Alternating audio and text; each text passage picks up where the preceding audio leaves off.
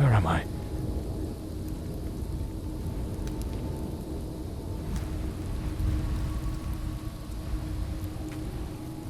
I know it's following me.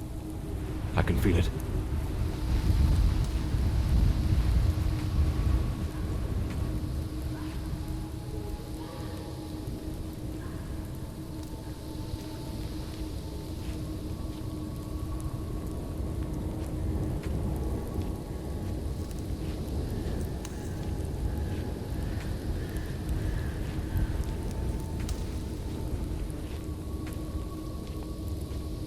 I shouldn't have taken such a risk.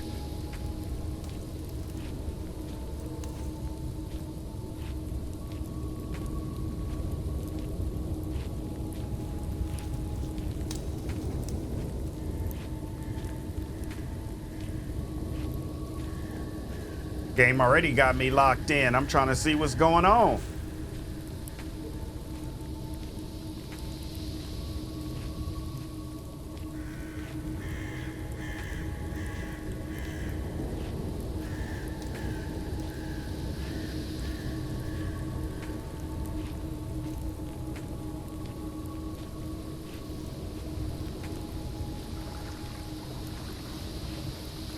That sound. It's coming from the river. Oh man, what we done got ourselves into? He said he shouldn't have taken such a risk. Here we go.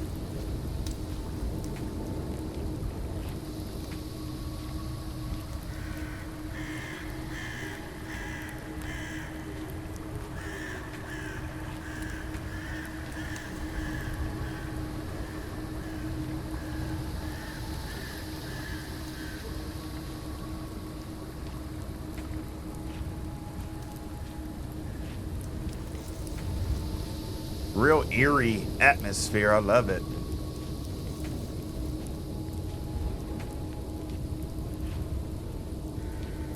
If it catches me, it will show no mercy.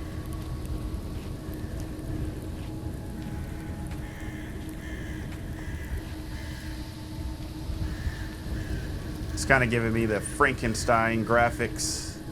The new movie on Netflix. I loved it. Such an amazing movie. It's giving me that vibe.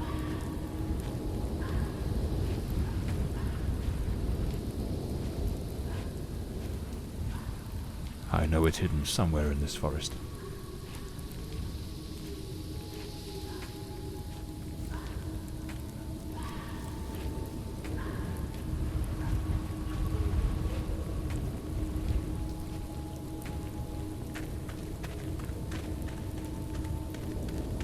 I should be able to see its light soon.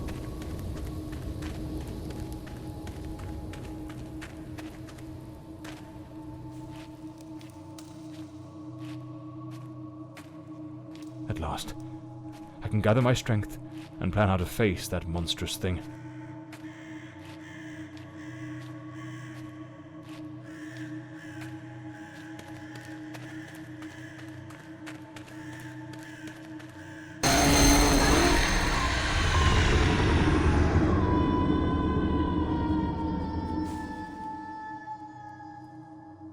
Last day in the hospital. The piercing light of the morning sun steered John from his restless sleep. For months, strange nightmares had plagued him, and even the strongest sedatives couldn't dull the weird visions that haunted his mind. Another day in this wretched hospital.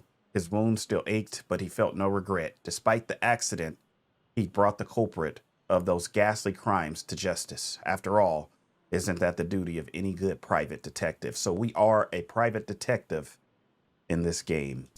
The name's John Morley, private detective, and today is a momentous day. After enduring the most exquisite tortures at the hands of those blasted nurses, and being pumped full of enough medicine to fell an ox,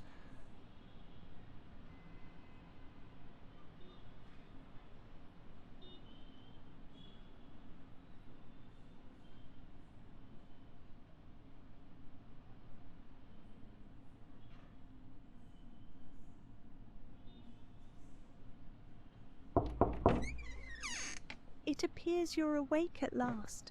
We had considerable difficulty rousing you earlier this morning, so I deemed it best to let you rest a while longer. I bring you good news. The latest test results are favourable, and the doctor has authorised your discharge. You are now officially ready to go. I have placed your belongings on the table. Oh, and a lady stopped by this morning with some clothes from the dry cleaner. Nightmares, belongings, results in discharge, clothes, and the woman. I've been having nightmares. The doctor has prescribed some medication that should help address any residual effects. This should assist in alleviating your nightmares.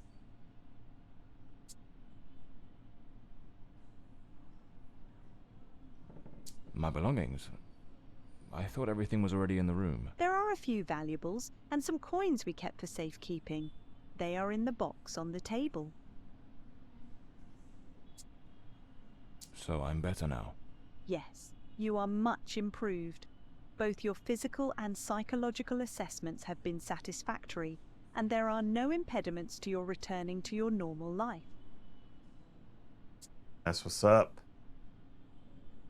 A woman brought my clothes from the dry cleaner. Was it Penny? I couldn't say. She arrived quite early, before my shift began. I've placed the garments in the wardrobe to keep them from getting wrinkled. Now, if you'll excuse me, I have other patients to attend to. I wish you all the best. Appreciate you, miss. New key clue unlocked. Open the case file to view character information and clues.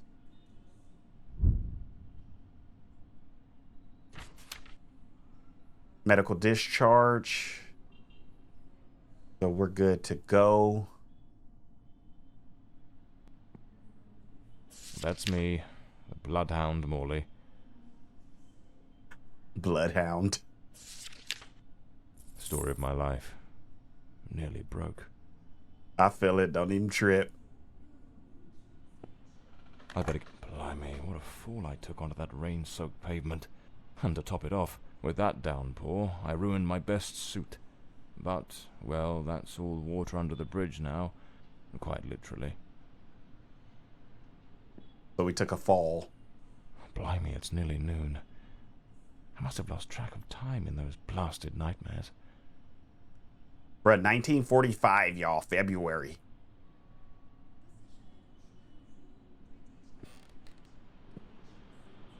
This note's from Penny, my secretary.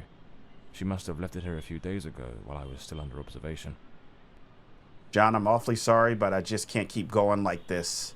You've been laid up in that hospital for ages, and I've been left skint with no wages coming in for months now. Before, with the state you were in, I couldn't bring myself to say anything. I thought it best to let you get better in peace. But the other day, Dr. Forner rang and said they were finally going to let you out, so I figured it was time to tell you. I haven't been to the office in a month, and believe me, I'll miss Hawthorne Street and that old moldy brick building of ours, but I've got to move on, and you know, even before the accident, you still owed me 3 months' pay. Yo, really? Come on, John. Peter and I are planning to get married, and I need stability. I hope you understand I've left my key under the doormat. I've paid the water and electric bills, so they are in your hands now. Goodbye, John. I wish you all the luck in the world. P.S. A few days ago, an older woman came by asking for you. I told her you might be back at the office this afternoon. She seemed quite eager to have a word with you. Penny. Dang, Penny pushed on us. Damn it, Penny. I don't blame her, though. I'm a right mess. I've managed to lose the only two things that kept me grounded. Her sound advice, always spot on, and the faint hope that she might dump Peter and give me a chance. Oh, John was wanting Penny, huh? Looks brand new. The collar's pristine. Well-structured shoulders, nicely padded. Gives off an air of authority. Keeps the crooks wary and catches the ladies' eyes. Feel me? We gotta be fresh with it. These do a fine job of hiding any belly. Can't complain about that. I usually use the Windsor knot. Me too. I should get myself a pair of derbies. Or brogues. They're much more comfortable. Besides, if I slipped, it was because of those damned hard soles. So the mystery woman who took my clothes to the cleaners was Penny after all. Seems she's still got a soft spot for me. Could there be a chance I might win her over?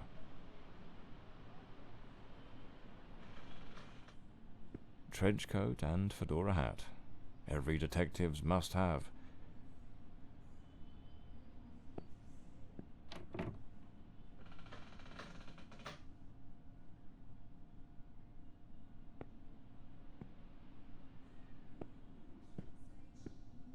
I'd better hurry up. Just like Penny says in her note, I might have a new client this afternoon. And with the way things are going, I can't afford to let that slip away. Yeah, we need this bread.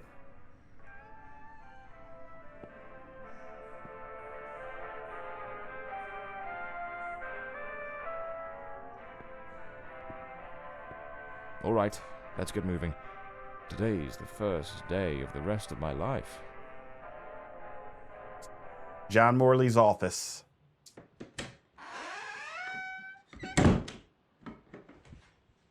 Back again. Feels like stepping into a forgotten paradise.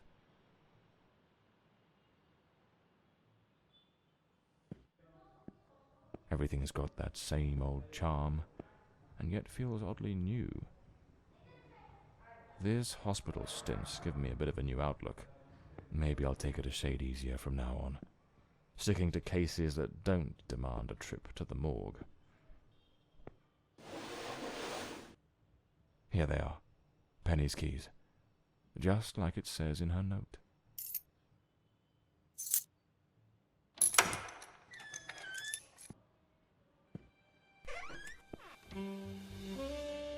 Love the music, man.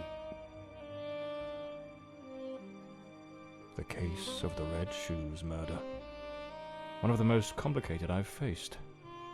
Finally, case closed.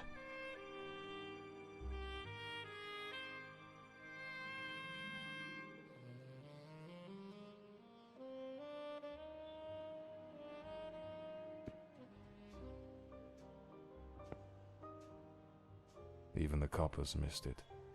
The slant on the letter E. That's what gave away the typist in the black letters case. My files. Cases, clients, debts. Too many debts. Far too many. This case is worth its weight in gold. Everything you need for a portable lab. The umbrella with a bullet hole. Souvenir from the marksman case. Nearly lost my hat on that one. So my guy John is a bad man. Detective solves the sinister black letters case. Uncovers the truth behind the widow's staircase. Oh yeah. John is him. This one's a favorite. The jealous lover solved everything with a few blows from an ashtray. Brutal, but effective.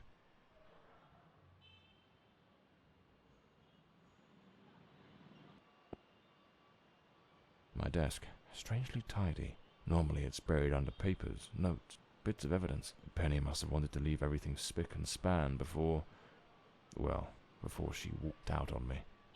Another one of my cards. But this one has my last name circled.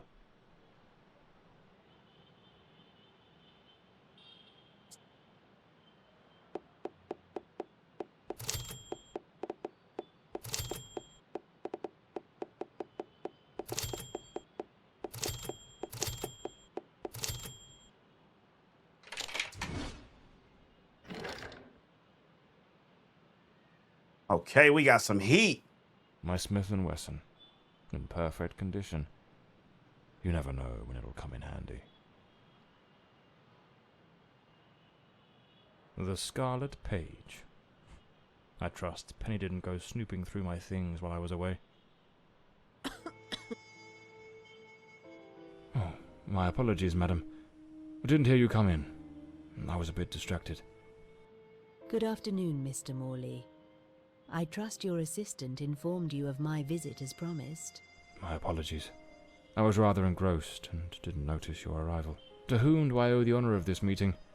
Lady Margaret Fordside, the 4th Countess of Bloomsbury. Lady Margaret, could you tell me what brings you here today? How can I assist you? I shall endeavour to be as candid as possible.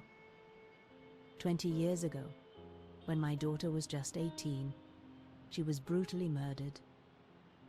It happened at our family estate, Bloomsbury Manor. Someone slipped into the house unnoticed, and upon reaching her room, delivered 5 fatal stab wounds to her chest, lungs, and heart. The police, eager to close the case, hastily blamed and condemned 2 violent thieves who clearly had nothing to do with her death. The investigation was closed, and justice was never served. I am prepared to offer you £30,000 if you take on this case, and a further £30,000 if you can solve it and bring the true killer to light. Tell me, Mr. Morley, will you accept this case? I understand your distress, Lady Fordside. But before I commit to anything, might I trouble you with a few questions? By all means, Mr. Morley. Ask whatever you must. Why now? A case that's been cold for 20 years. You certainly don't make it easy for me, Lady Margaret. What made you decide to seek out a detective now? For over 2 decades, I've fought tirelessly to have the case reopened, to prove that the real murderer escaped justice. But all in vain. Neither solicitors nor well-meaning police friends, nor even journalists hungry for a dark story have managed to uncover anything. Then one day, I read about your success in solving the case of the Red Shoes killer. Regrettably, I also learned of the unfortunate incident that left you hospitalized with grievous injuries. On the advice of your secretary, Miss Penny, I waited patiently for your recovery. And now, here I am.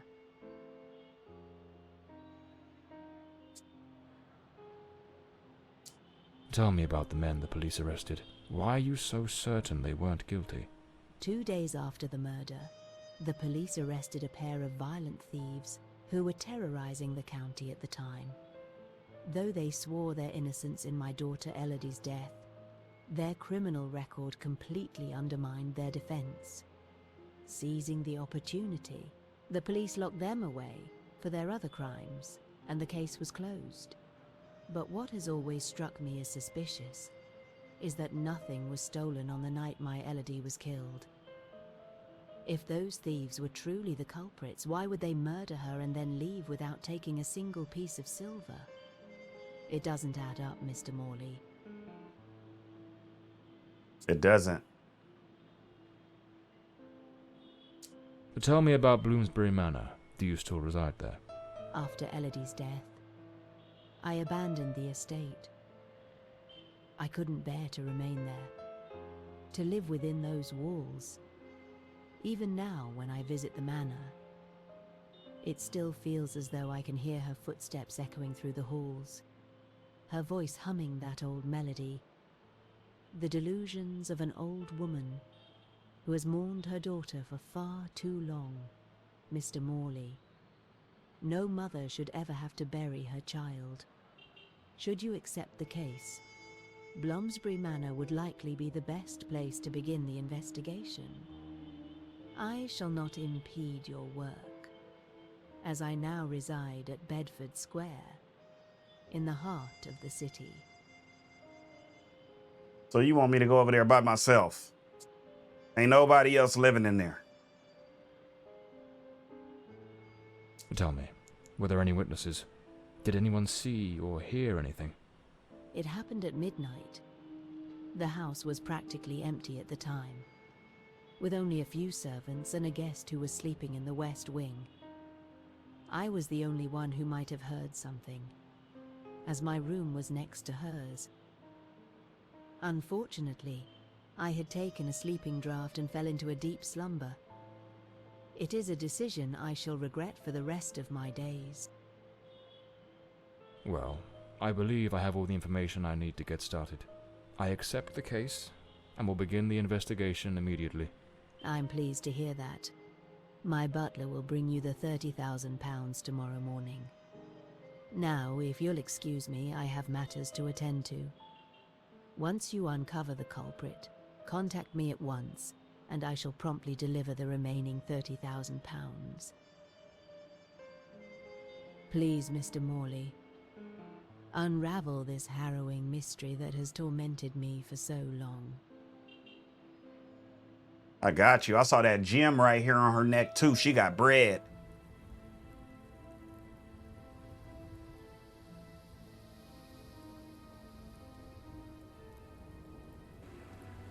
As I made my way through the dense forest path, a haunting silence enveloped the air. It was as though the very night of the crime still lingered here, shrouded in an eerie calm. The manor stood before me, its facade as inscrutable as the shadows that danced in the moonlight. Every step I took felt like a step deeper into the heart of a mystery that refused to be forgotten.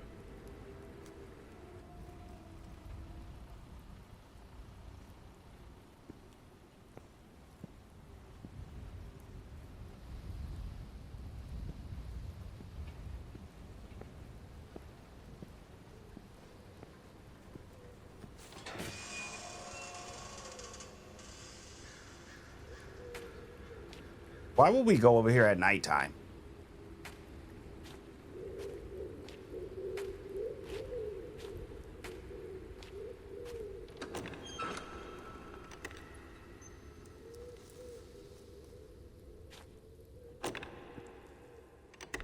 Not a sound. The stillness feels heavy, like it's hiding something. Westland Asylum, a place of hope and healing. At Westland Asylum, we believe that the path to recovery begins with compassion, understanding, and the most advanced techniques of mental health care.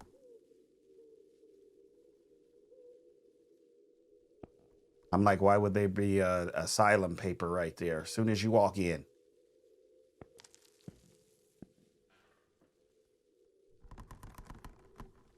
I write you on behalf of Westland Society of Fine Arts regarding the exhibition currently on our display at our gallery. It seems Elodie had a passion for art, but her style wasn't exactly well received. Disturbing from the looks of it. This painting, it's rather grim.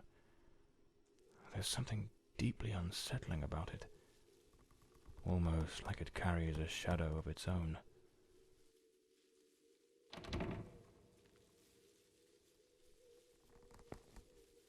A blue moon, fitting for a place haunted by its own secrets.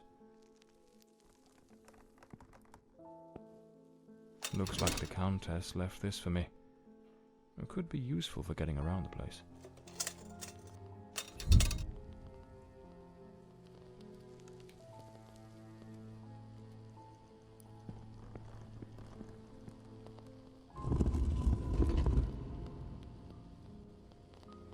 There I go touching stuff.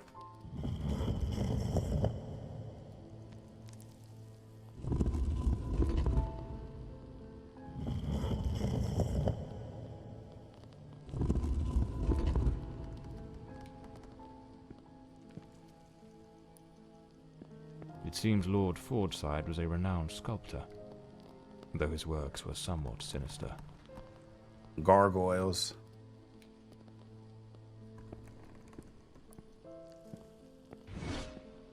Follow the trail of green lights to investigate past events. My lady, I would kindly ask that once the midday service is complete, you grant me a few moments of your time in the library. Joan Merver, your housekeeper. So, the housekeeper left a note for the Countess, asking her to meet here on the day of the murder. I wonder what truly happened during that encounter. Very well. Let's piece the events together, step by step.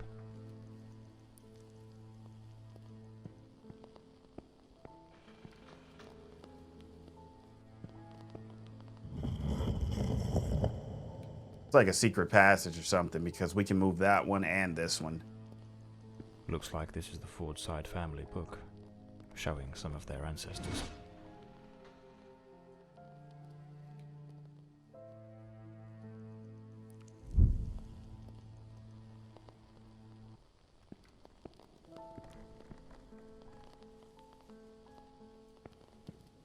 A globe resting in a beautiful wooden stand.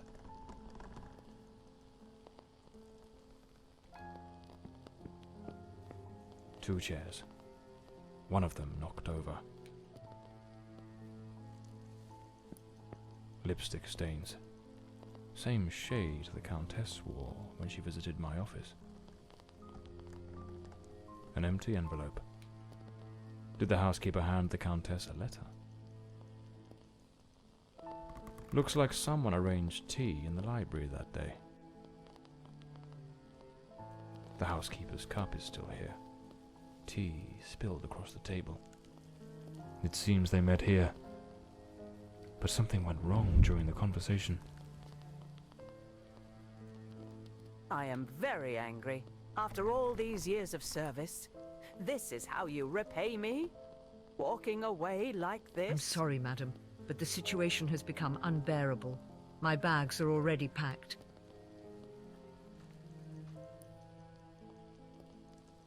Wow, this is getting messy. I like it.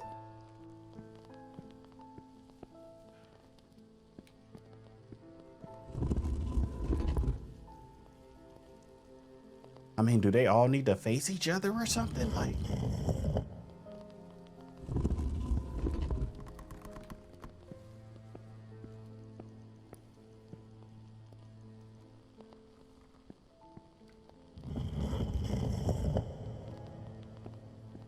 the Fordside family crest, a rampant dragon, a time-honored symbol across European heraldry, particularly among the English and the Welsh.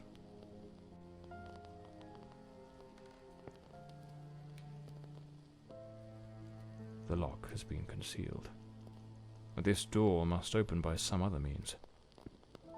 by the statues. Another painting by Elodie. There's something deeply disturbing about her work. Beautiful, but really deeply disturbing.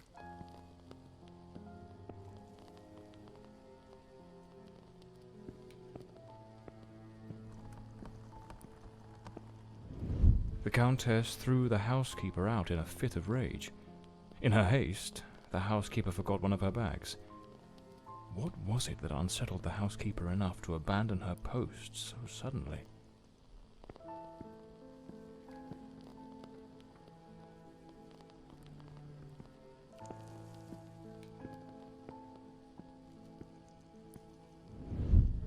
Lady Fordside, still seething, burned something in the fireplace. Fordside, what did you burn?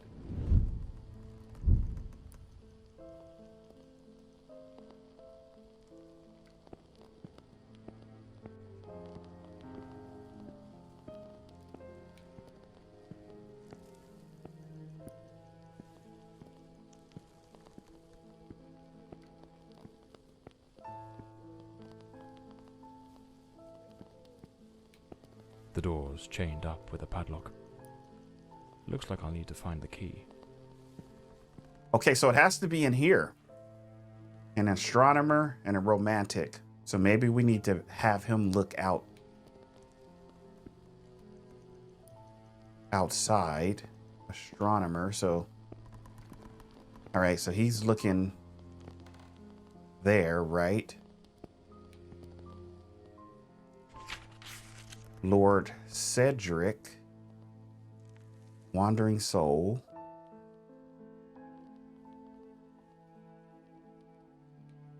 His globe. Okay, we getting somewhere.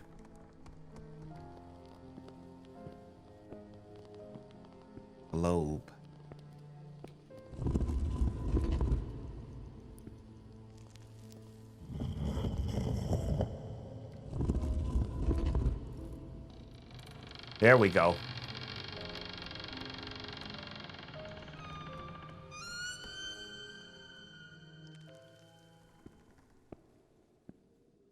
This must have been some sort of private study for the Countess. Lady Margaret Fordside, I am writing you as the attending physician of Ward 2 to provide an update on your daughter, Elodie's progress. It is with great pleasure that I report her notable improvement. Elodie now confides that she no longer experiences dark thoughts. Most importantly, the nightmares have subsided and she has begun to communicate more amicably with her fellow patients, a crucial step in her recovery. Elodie has also asked me to relay a request. She would like you to bring her amber necklace when you visit this Sunday. I will continue to keep you informed on her progress. Respectfully, Dr. Mulder, Chief Psychiatrist, Westland Asylum. Elodie was committed to a psychiatric facility, but she supposedly recovered from whatever ailed her. Lady Margaret and a young woman. I suppose it's Elodie. They look happy. It was undoubtedly a better time. This looks like the key to the main hall. Could be my way into the heart of the house.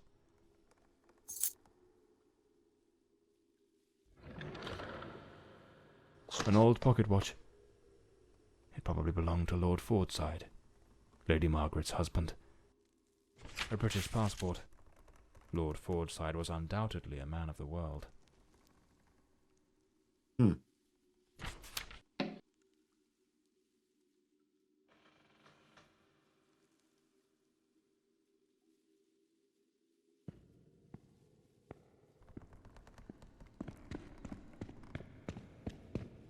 All right, we're going in. Wow.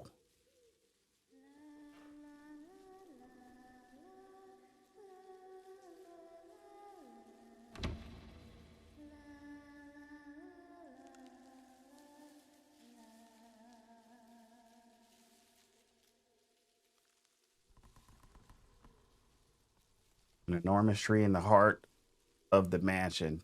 This place is no ordinary house.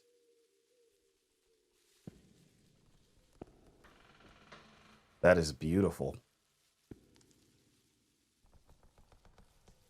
Here lies Elodie. Rest eternally, beloved daughter, beneath the tree that once watched you grow. So this is where Elodie is buried. They buried her in the house? Like, this is the stuff that rich folk used to do back then?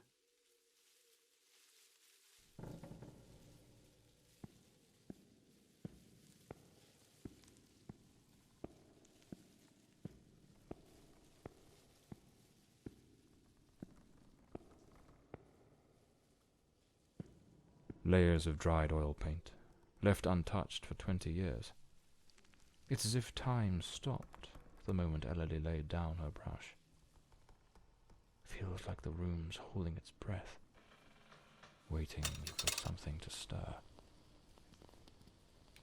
The grand ship on the open sea. The room's holding its breath, waiting. What a line. Looks like the last painting Elodie was working on was of a ship at sea. The whole gallery is filled with maritime references. She seemed quite obsessed with it.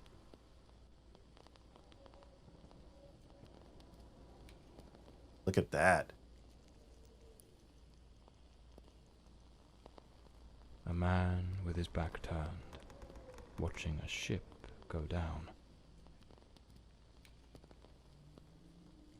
This door appears to lead out to the back garden, locked with a padlock. I'll need to find the key.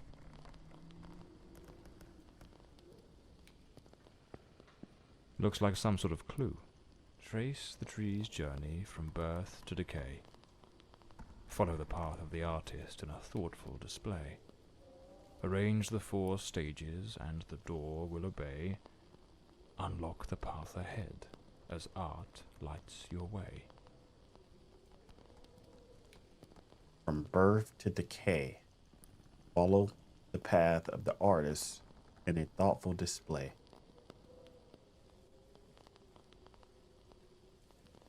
Drawing and dining room. My lady, I must confess, never before has anyone requested something of this nature from me. I believe I am capable of the task, but I must inform you that it will require a significant sum.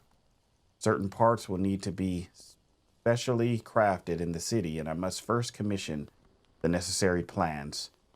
What you are asking for is a piece of intricate engineering, but rest assured there will be no more ingenious way to restrict access to certain areas of the house. If it pleases you, I propose to delineate the spaces as follows. Area A, private quarters. Area B, guest quarters. Area C, kitchens and servants' quarters. I provided a sample mechanism for Area C, adhering to your original concept. I would greatly appreciate a prompt response so that I may proceed with ordering the remaining mechanisms. Thomas Blacksmith. Lady Margaret took special care to secure the house, restricting access to certain areas. Certain areas.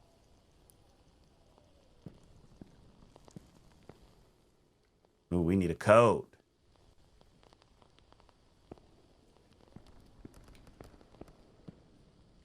So that's Area A. Private quarters. Area B. We need one here too.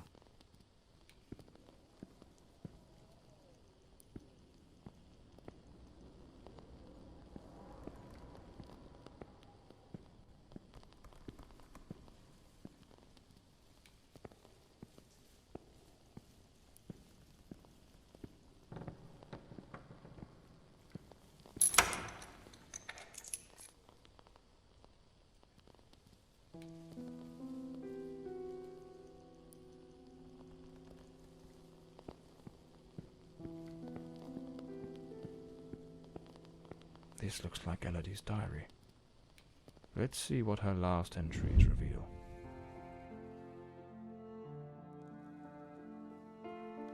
I'm absolutely over the moon. Walter has written to say he is coming. I met him at the Western Sanatorium, and we have grown so very close.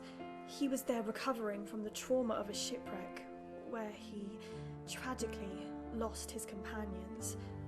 By sheer luck, he was rescued, but not before spending an entire year on an island living amongst the natives. He truly is an adventurer. That explains her paintings.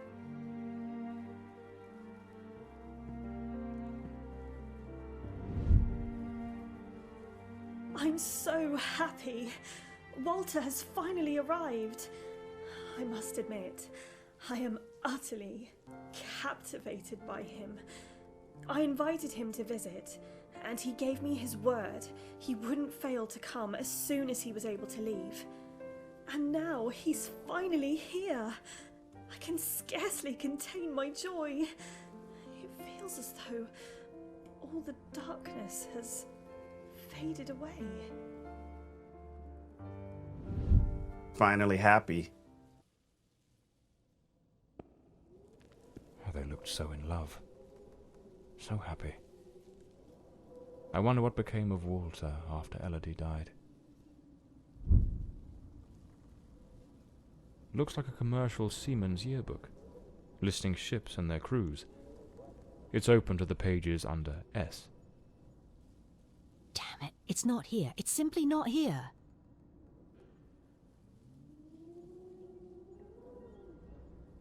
This must be the Countess's handwriting. What was she searching for? What are you up to, Countess?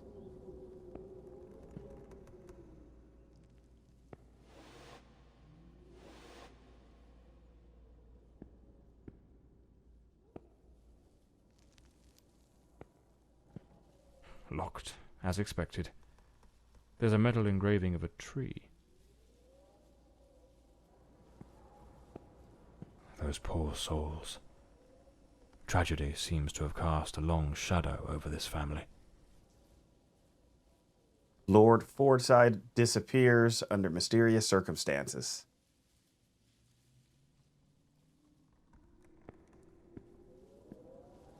I don't know. It's kind of leading towards the Countess to me, but I don't want to, jump ahead and blame her, but let's figure out the paintings. A young woman screaming in the middle of the darkness.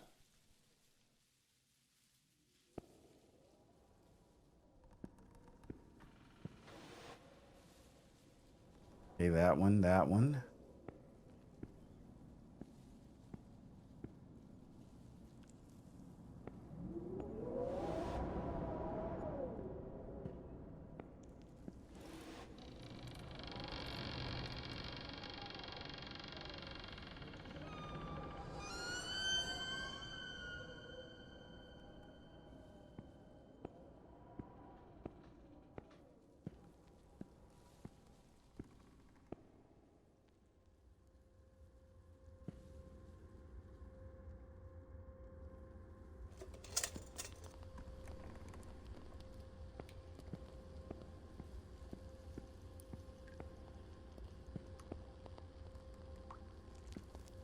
A boarded up door.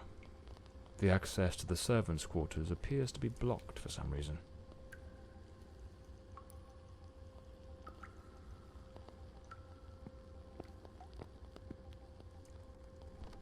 Something definitely happened here.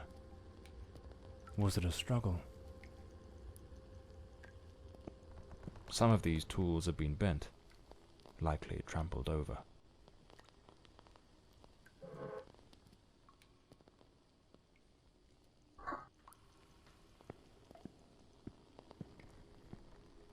Yeah, something definitely went down.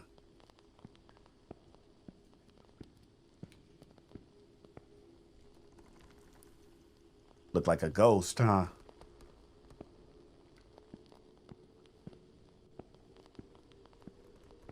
It looks like this vase was shattered. Not just dropped, but smashed with intent.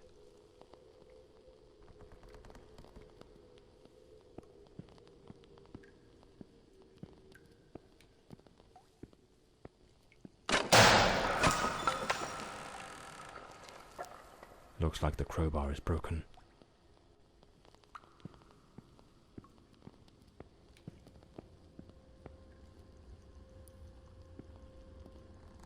No doubt, this is the cook's room.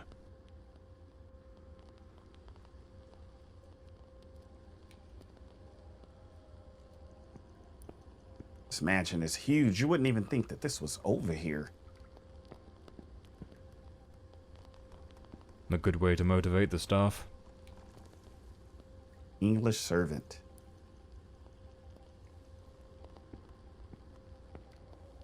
A doll pierced with an awl. A warning? The young maid was an avid fan of actor Valentin Rudolph. What a collection of posters from his films.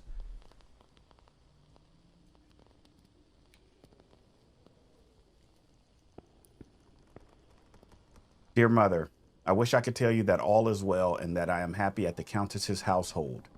Mrs. Merwer, the housekeeper, takes good care of me. Lady Margaret sees no one but her daughter. According to Mrs. Merwer, she fears some kind of relapse and manor is falling apart day by day. But the worst of it, Mother, is that man, that dark. He lurks in the shadowy corners of the house when I am cleaning or carrying out my tasks and throws himself at me. He is incredibly strong. His great hand sees me and I feel completely helpless. At night, I am afraid to go to the lavatory. There, in the dim solitude, I feel watched by something wicked. And the deep spectral breathing leaves me frozen with fear. Only Mrs. Merwer has listened to me. I believe she too understands that this man is a great danger, one that will sooner or later bring about a tragedy. He and I are exhausted. Yours, affectionately.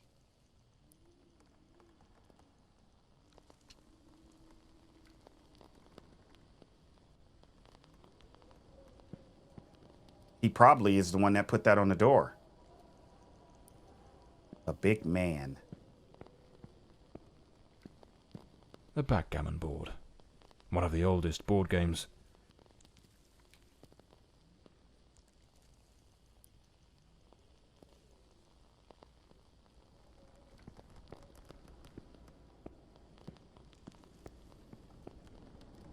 Miss Marva apparently knew her way around the tarot. What a dreadful spread, and what a chilling omen it revealed. Evil approaches. It will bring death, and lay ruin to the house and all who dwell within. The Devil, Death, the Tower. Area B. 34982.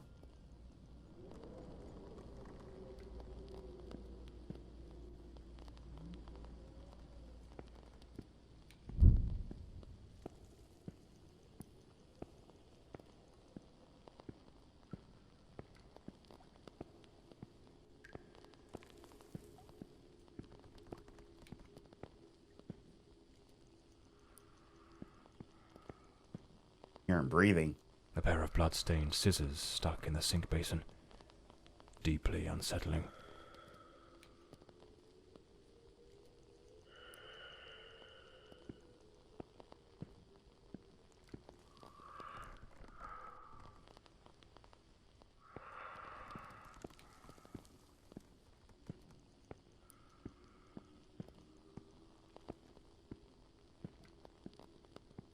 Lady Margaret, after the death of her daughter, dismissed the staff and left the mansion.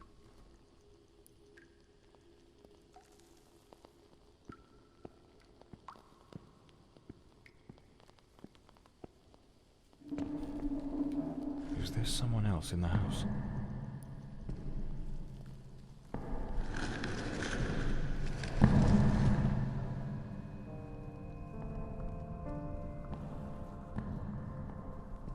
Who the devil is that man? He had a knife. I'm completely in the dark here. I don't think he saw me.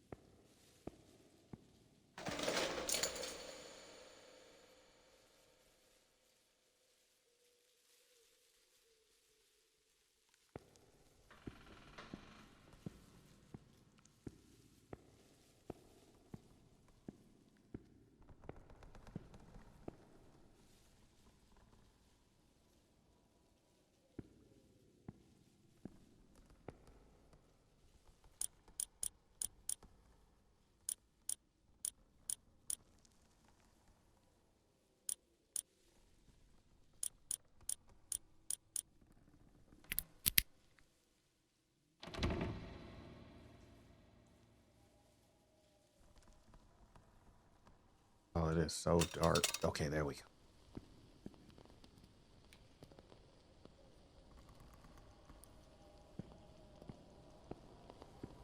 Another boarded up door.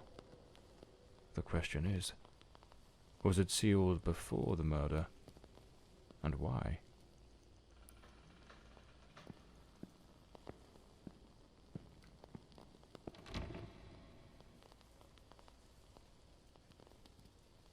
This must be Walter Brandon's room. Walter Brandon.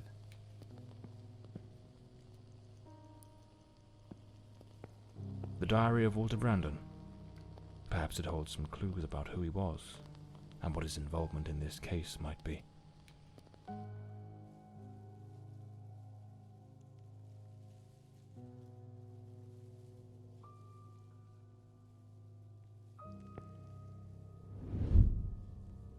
I am terrified that man has found me. I fear something dreadful is about to happen. Tonight as I awoke, I saw him, standing at the foot of my bed. I could not make out his face, but his knife. The gleam of its blade shone in the darkness. I sprang up suddenly, determined to confront this stranger. Grabbing the heavy candlestick from the nightstand, I hurled it with all my strength. He vanished into the dark. What on earth happened? Did Walter also see the mysterious man with the knife? It's absurd. This occurred 20 years ago. Surely that man can't still be lurking about. Can he?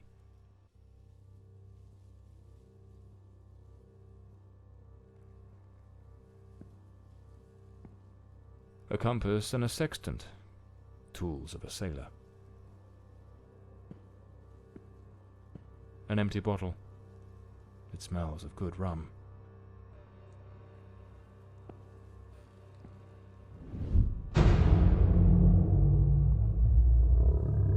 Coming here was a grave mistake.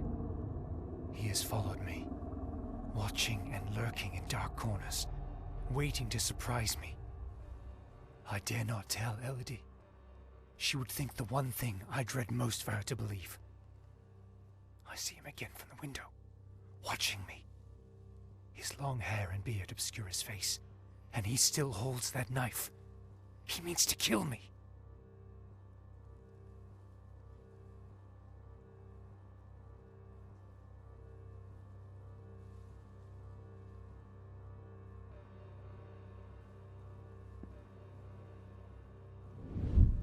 I am losing my faculties. It is best I return to the ship. Everyone seems to be conspiring against me. The housekeeper despises me, accusing me of misconduct. Perhaps I'm not a man of refinement, but I know what respect is. Yet this morning, as I woke from my rest, she was enraged with me. It was of no use to tell her I had slept peacefully. An external maid who comes to clean was crying and accusing me of having approached her in an unseemly manner. I would never do such a thing. I am a sailor, a man of the world. I know how to conduct myself.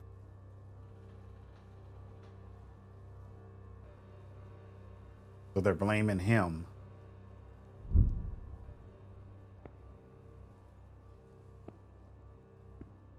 The last entry in the diary, dated the very night of the murder.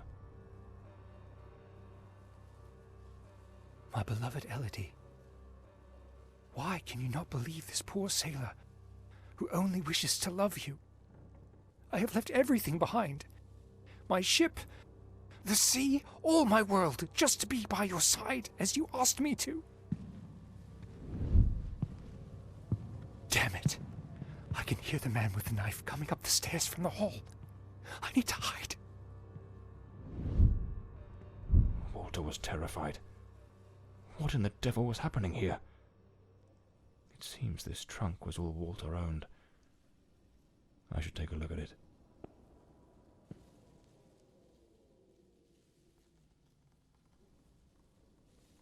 A photograph of Elodie. No doubt Walter cared for her deeply. Seems I'm not the only one with a fondness for hats.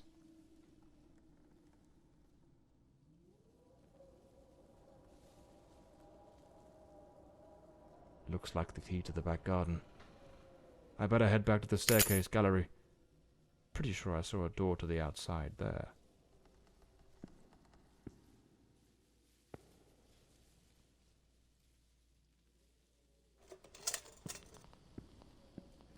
This is crazy. I love how it's unfolding, though.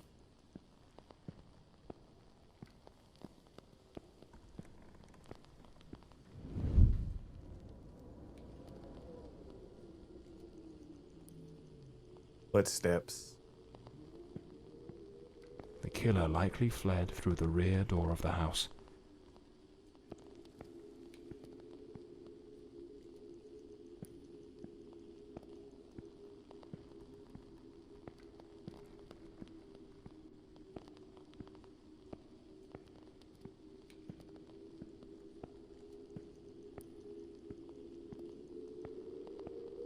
At that old fountain in the garden, now little more than a basin of stagnant water, one can still make out the faint impressions of bloodied hands. It seems almost certain the killer stopped here, in a hurried attempt to wash away some of the blood spattered across his body.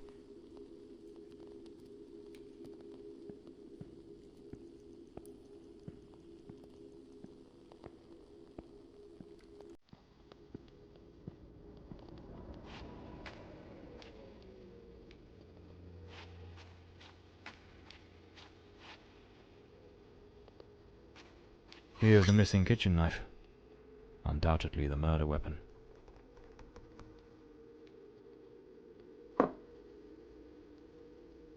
It's clear that the man who killed Elodie discarded his blood-stained clothing during his escape.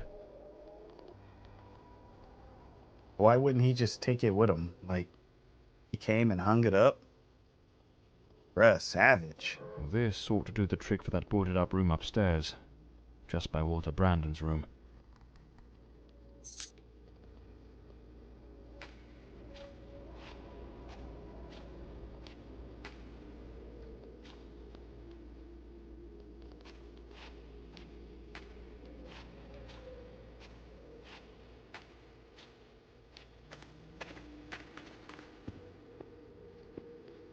With her body being buried in the house, is that the reason why this man won't go away? Like, is he that? You know what I mean?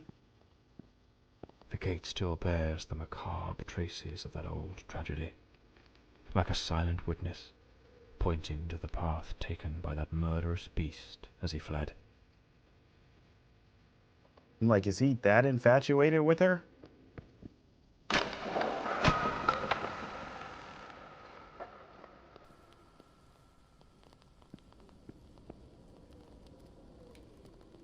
This day, 3 years since his disappearance, I still catch myself entering this room, expecting to find him exhausted yet sleepless, laboring without pause, shut away for days on end without rest or food, carving his final dreadful and chilling masterpiece. With those eyes, mad, haunted, the same eyes that seem to afflict every Fordside hair without exception, the very same enigmatic, sorrowful gaze I find myself recognizing more and more in Elodie's face with each passing day. The day I saw her, scarcely 3 years old, create her first drawing, I knew then she too was lost. I cursed this wretched inheritance, so steeped in misfortune. Tomorrow I shall take Elodie to the sanatorium with therapy in a controlled environment. Perhaps then she might begin to improve. I shall not allow the Fordside legacy to take Elodie from me as well. And here's the other code, 25741. Seems like this Fordside family is just cursed by its heirs, by the past, it's just a cursed family. Unlabeled liquor bottles. The damp and the passing years have likely worn away whatever once marked them. There's a distinct scent of wormwood, the plant at the heart of absinthe. Thujone, its active compound, could provoke hallucinations. Visions said to come straight from the goddess Artemis herself. A sharpening wheel. Lord Fordside likely crafted his own chisels. Lord Fordside was a gifted artist, no doubt, but his work betrayed a dark and tormented soul. This unfinished fallen angel stirs in me a curious sense of unease, almost repulsion. I mean, it is beautiful. It's crazy though, but it's beautiful.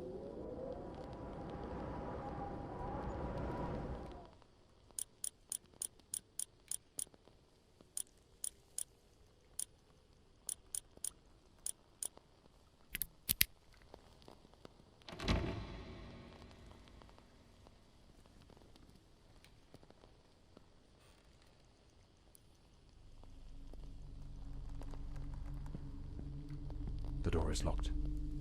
I'll need to find the key.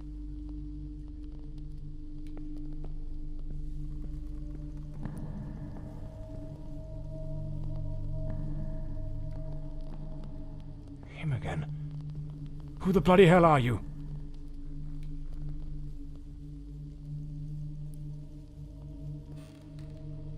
You not gonna say nothing?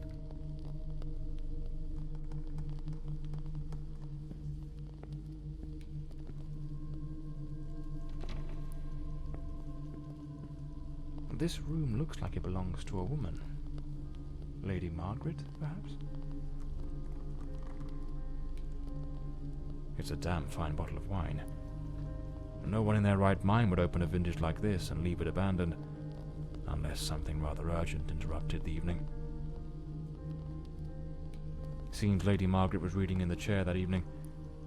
The book's still open, right where she left it.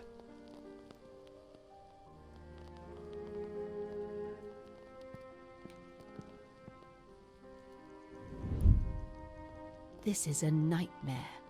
I am deeply concerned for Elodie. The housekeeper has long been warning me about Walter. I have made some inquiries, and nothing is as it seems. Elodie remains blissfully happy with him in the house. I am at my wit's end. Since her return from the sanatorium, she has been positively radiant, a true beacon of light. They go out together and seem to have a splendid time. He appears very close to her. This is in stark contrast to the picture painted by the housekeeper, which is a complete contradiction. Yeah, the housekeeper was hating. The bed is made. The Countess hadn't yet gone to bed on the night of the murder.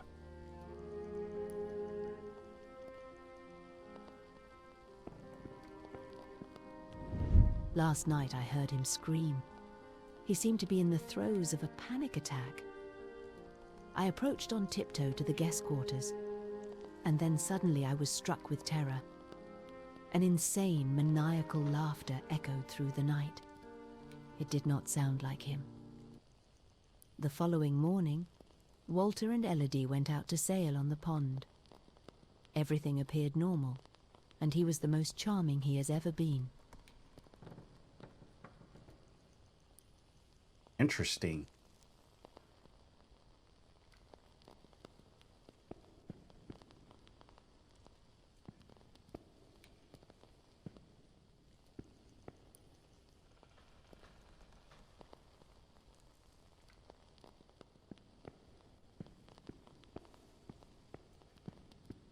Don't want to miss anything. Something made of glass has shattered here.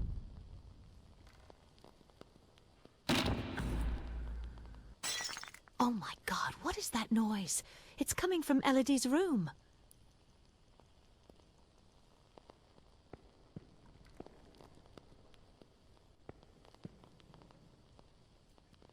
The fireplace tools, all knocked over on the floor. And unless my eyes deceive me, the poker appears to be missing. Oh my God, Elodie! Lady Margaret, quite agitated, grabbed the fireplace poker and rushed toward Elodie's room.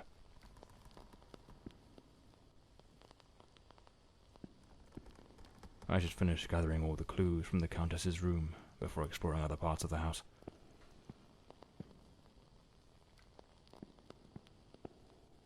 A key. Likely the one to Elodie's room. Lady Margaret lied to me. She hadn't taken any sleeping draught that night. She could have heard the attack and rushed to see what was happening. Why did she hide this from me? The more I investigate, the more convoluted it all seems. I should head to Elodie's room to search for answers.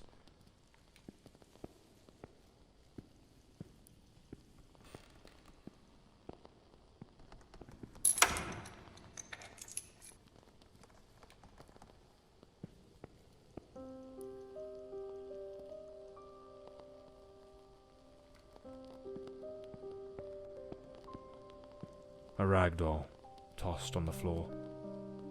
I'd wager it used to sit neatly on the bed. Either it was knocked over in the scuffle, or perhaps Elodie dropped it herself in the panic.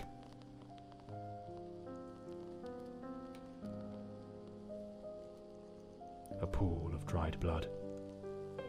There's no doubt now. This was the scene of the crime.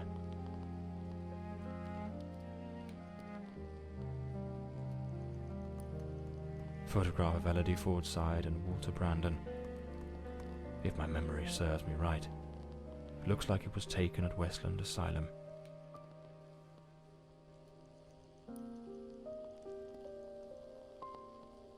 There was a struggle here, clear as day.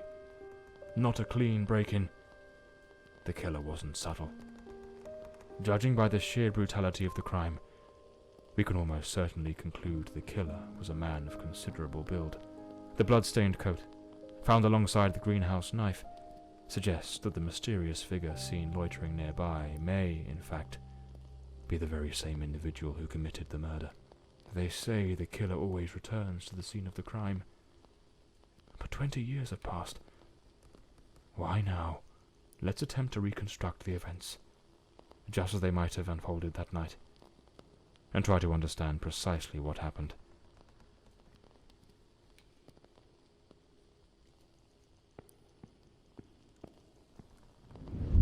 A teacup on the bedside table.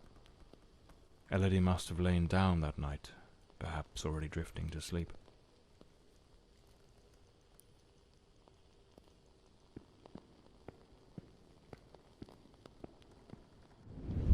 The door's lock, completely broken, indicates someone forced their way into the room, likely startling Elodie awake.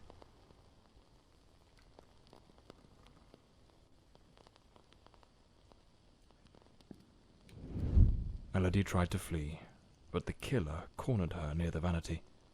She lost her balance and fell, breaking the dresser and chair.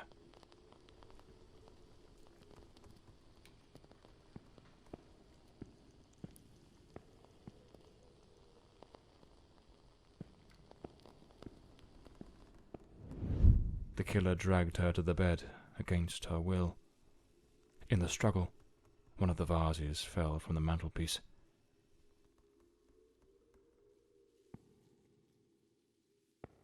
On the bed, the killer stabbed her mercilessly, again and again, staining the sheets with blood.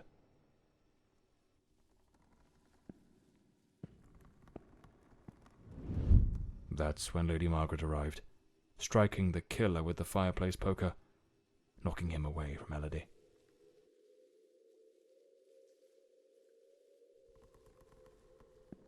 Wounded, the killer fled the scene, but it was already too late. Elodie was already dead.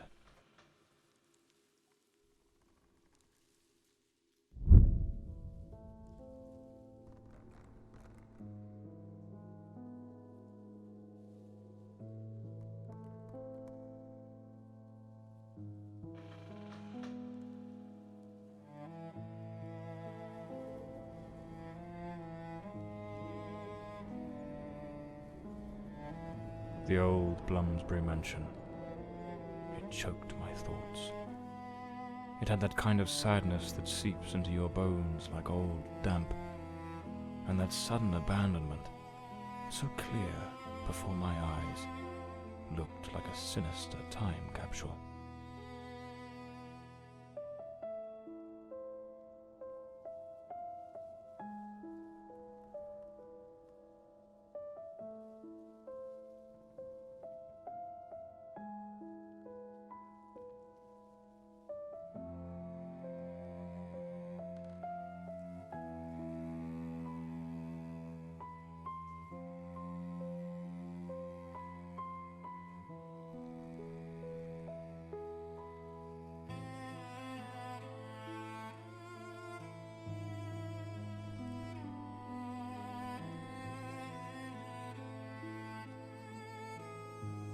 One thing was certain.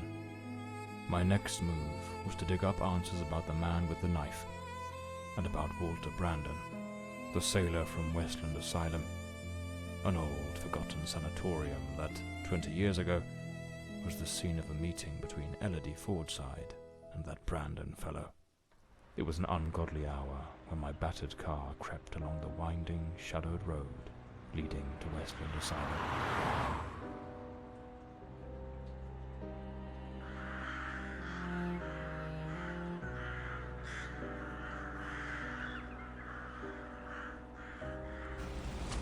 What I found upon arrival was disquieting.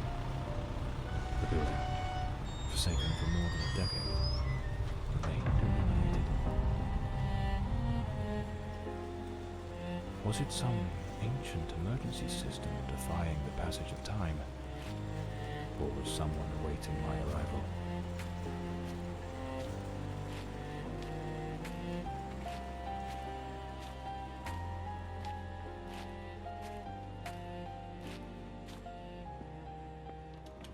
The front door, sealed shut. As expected. Nothing's ever straightforward, is it? I'll have to find another way in.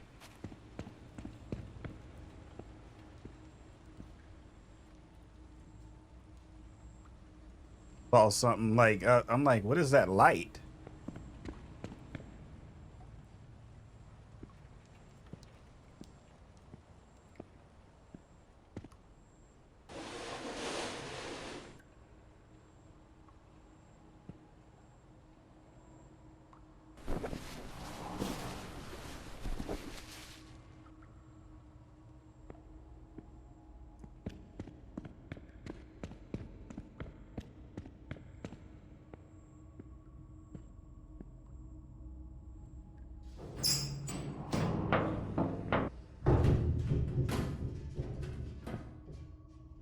Bloody hell, it's pitch black in here.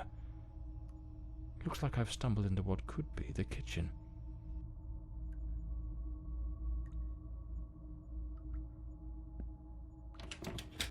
Impossible. Locked as well.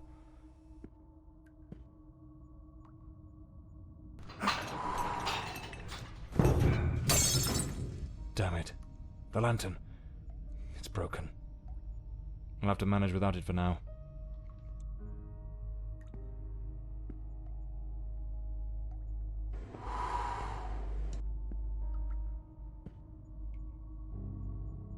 Man, I do not want to be in here, but we got to help Elodie, man. We got to solve this.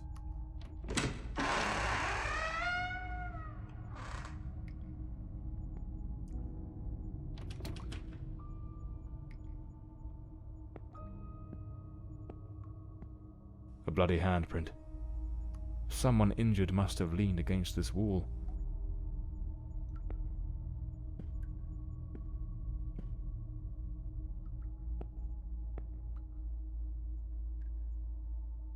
Place of hope and healing. May 1922.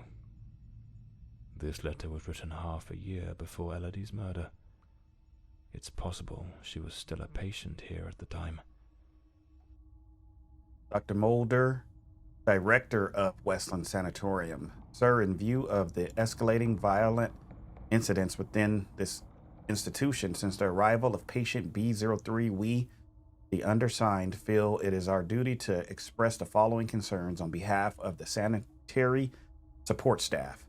Patient B03 requires specialized care and strict oversight, necessitating immediate confinement in the isolation cell. Access to shared or public spaces should be allowed only under supervision of 2 attendants equipped with tranquilizing injectables.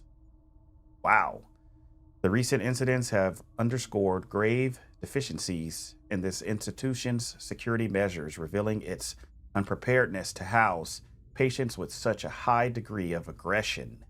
We strongly urge the hospital administration to implement decisive measures without delay. Should our concerns remain unaddressed, we will be compelled to escalate this matter to the National Asylum Workers Union, which has been made aware of our grievances. Respectfully, Nurse Florence Norman. The nurses were genuinely concerned about the aggression of patient B03. Westland Asylum was a top place in its good old days.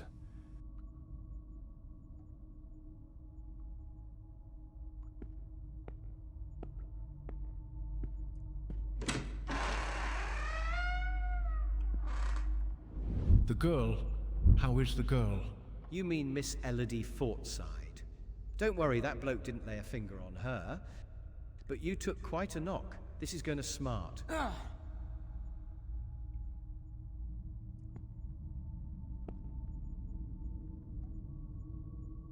I'm like, who that?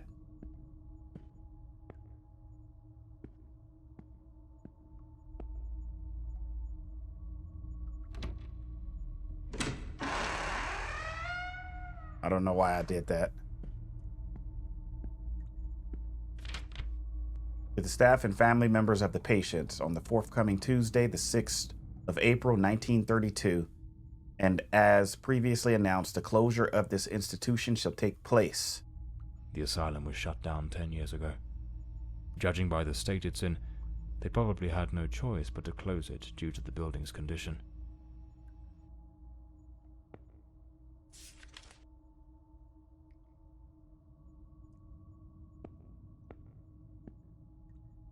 Some basic rules, but quite necessary, I must say.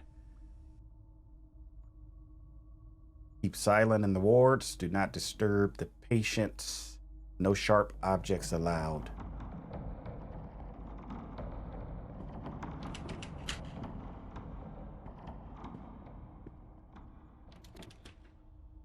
It's locked. Without the key, I won't be able to access the upper floors.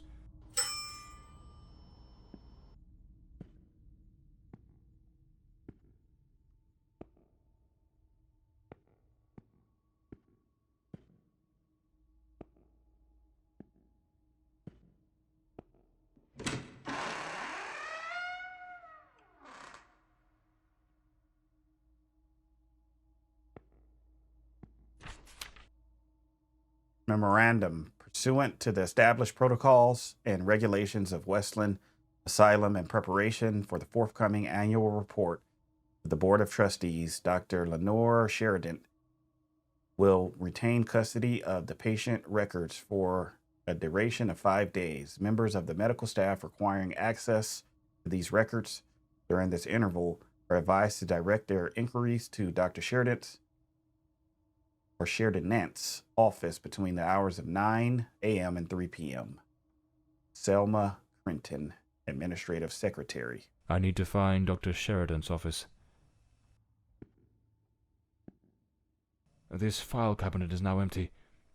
It probably held all the records of the inpatients.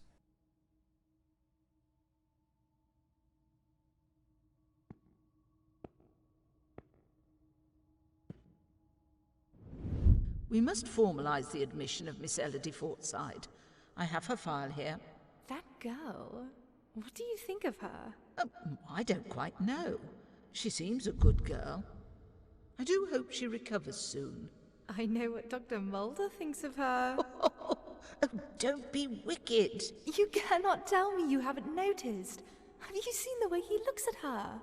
Shh, hush now. Someone's coming. The doctor, huh?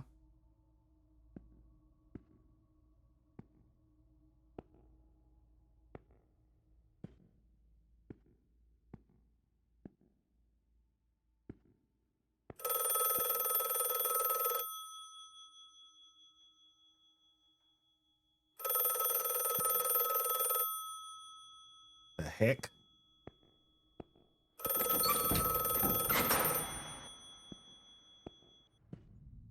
Hello? Hello? Can you hear me? Mr. Morley, is that you? Lady Margaret? Mr. Morley, I'm so relieved to hear your voice. I've been trying to reach your office, but I couldn't get through to anyone. It's awfully late at night, Lady Margaret. How on earth did you know I was at Westland Asylum? Well, I was already in bed, truth be told. But there was something on my mind. A vital detail I'd forgotten to mention. I called your office, searched for you at the mansion, and when I couldn't find you there, I assumed you might be investigating at the asylum. I see. Very resourceful of you. Now tell me, what is this detail of such importance? Oh yes, of course. I almost forgot. You see, the truth is, I'm afraid that you're not alone. What the devil does that mean? Hello? Lady Margaret?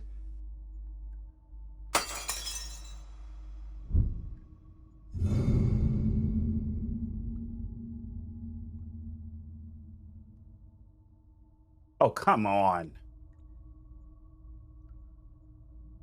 She done set us up.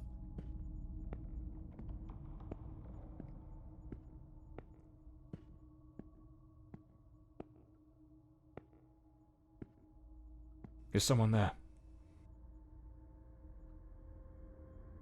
Damn it. I've got a bad feeling about this.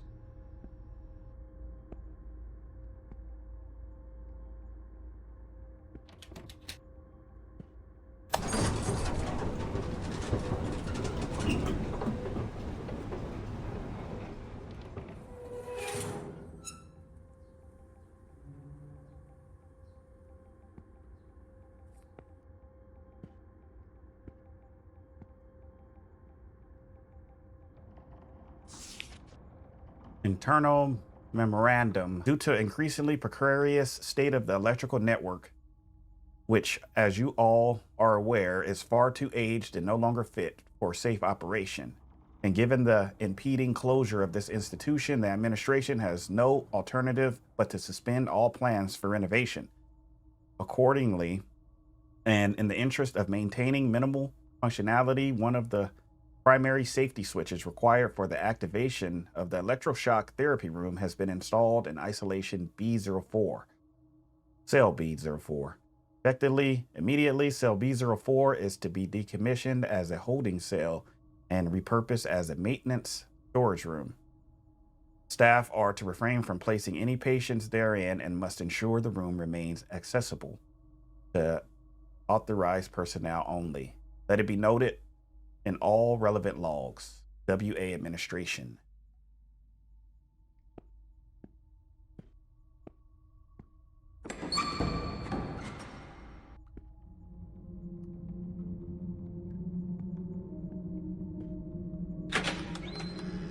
Patient report. Oh, wow.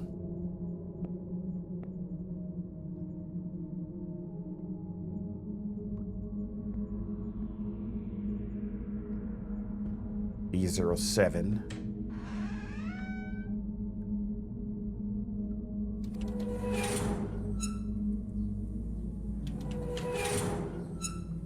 Internal report.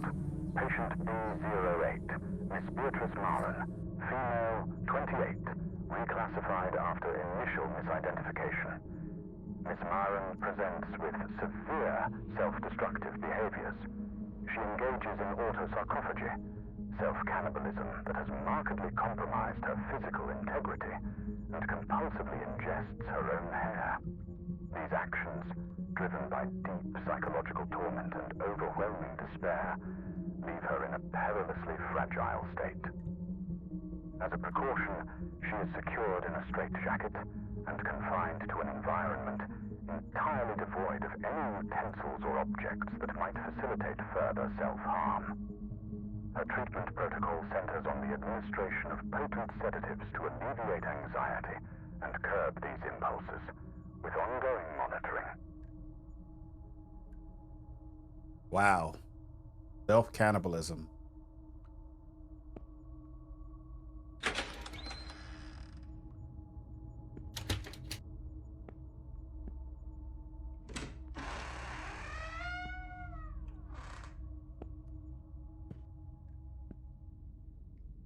Hell going on in this place?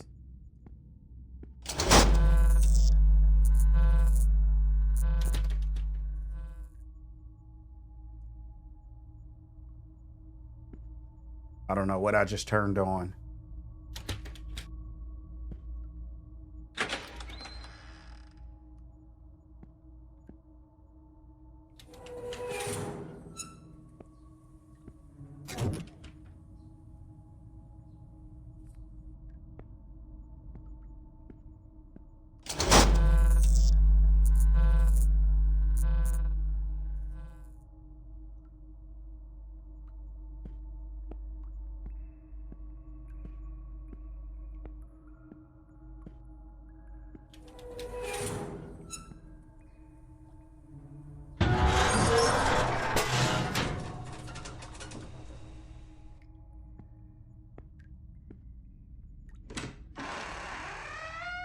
Oh my goodness.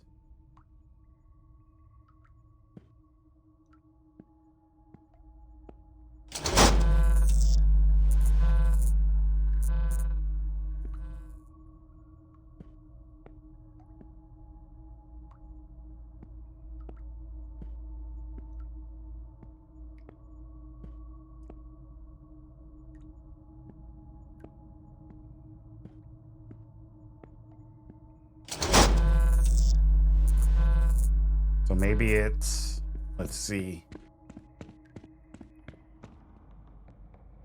blue, yellow, green, red.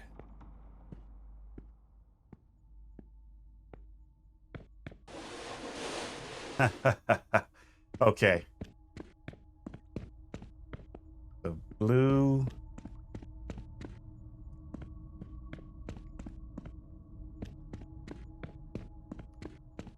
I have to reset it.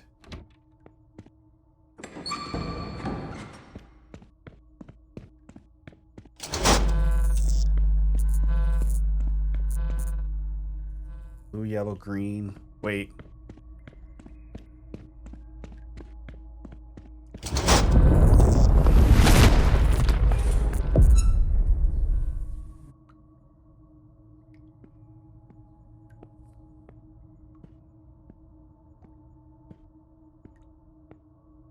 This room gives me the shivers. East Wing. Transfer note. B03. So where are they transferring my guy to?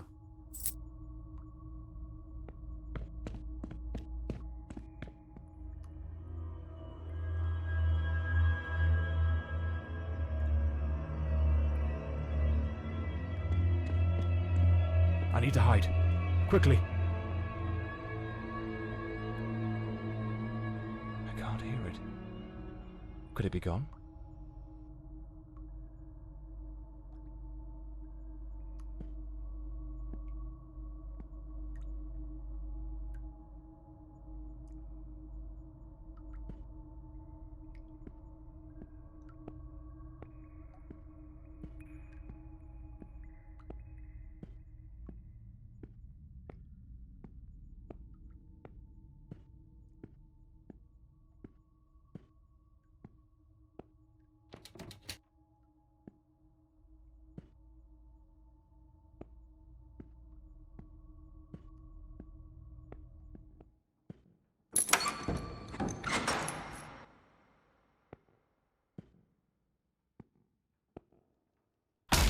Oh.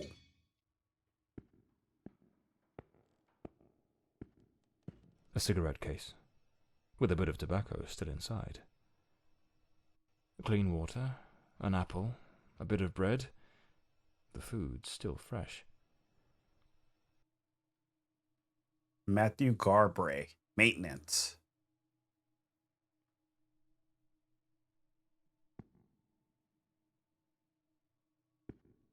A maintenance uniform. Oddly well prepared. Not a speck of dust on it. Looks like someone's been coming through here. Perhaps this is what Lady Margaret meant in her call.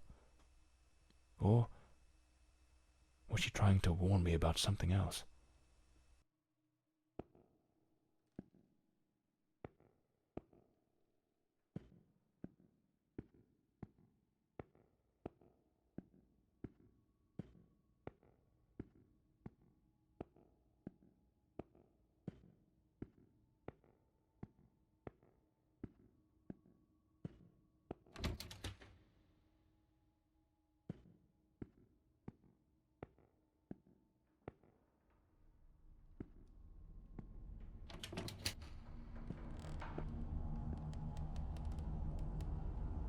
They love these codes, huh?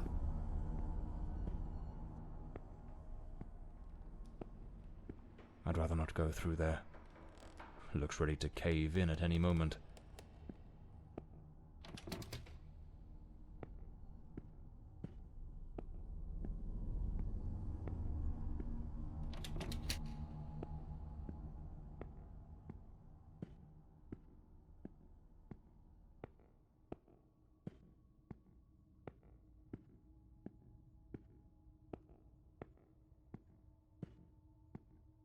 Man, it is dark.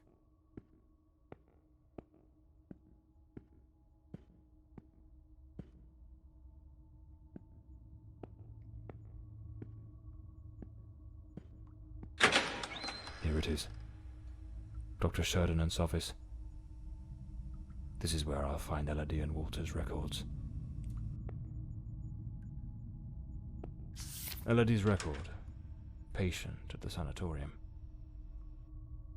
He was admitted upon the directive of her mother, Lady Margaret Fordside, notable benefactress of this institution. So she be breaking them off some bread. The patient exhibits a persistently low mood, a tendency towards social withdrawal, and recurrently negative thoughts. Lady Fordside expressed concern over the risk of the patient engaging in self-harming behavior. Nothing of interest here. Strange. Elodie's record was easy to find, but there's no sign of anything related to Walter Brandon. Something doesn't add up. What am I missing? Dr. Sheridan, first and foremost, I must acknowledge the commendable results you achieved with your recreational reading therapy. It is evident that the escapism and the avenues offered by literary fiction has contributed significantly to alleviating the anxiety of our patients. However, I regret to inform you that one of your patients, Mrs. Elodie Fordside, will no longer participate in your reading sessions. Given that she is the daughter of the esteemed Mrs. Margaret Fordside, I deem it unsuitable for her to associate with certain individuals whose questionable morale standing may have an adverse effect on the delicate mind of the young lady. It is best that she be kept apart from such influences. Therefore, I am relieving you of any responsibility for her care, and I shall take over the management of Mrs. Elodie Fordside's treatment. Wow. From this day forward, I have already communicated this decision with her mother, Lady Margaret. I trust you will understand the necessity of this change. Dr. Mulder. Wow. Questionable morality, don't make me laugh. What truly eats away at you is the fear that those bad influences might actually be too good for her.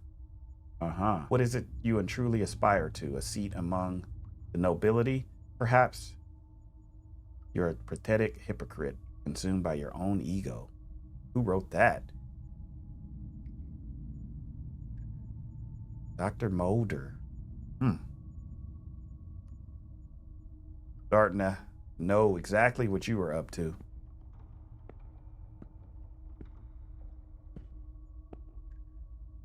Wait. No, it can't be. There he is, in the photo. Dr. Sheridan in the center. And right next to him, it's him. The man with the knife. That wild mane, that unkempt beard, it's unmistakable. But what's he doing here? And he's holding a book. What was that noise? Sounds like something just came crashing down.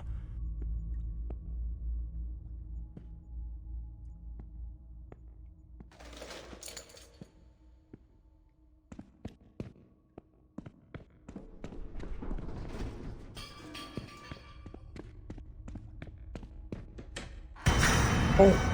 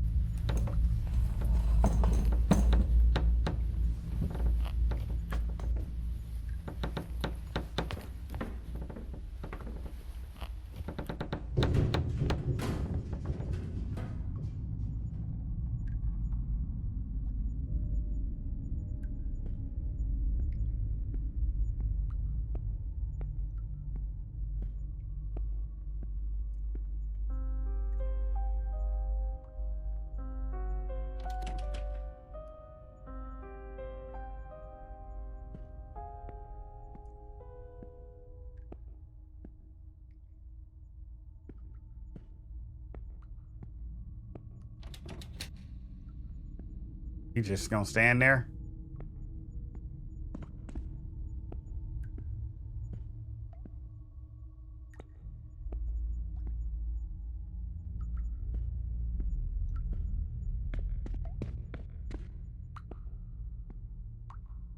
Dr. Mulder, the books you requested are now available in the archive. You may pick them up at your convenience. Here's the new entry code, 89981.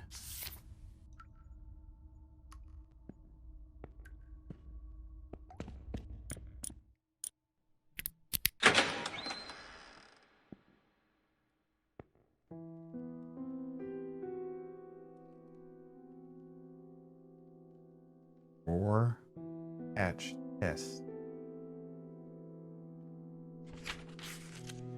Today's code to open the key box, the moth.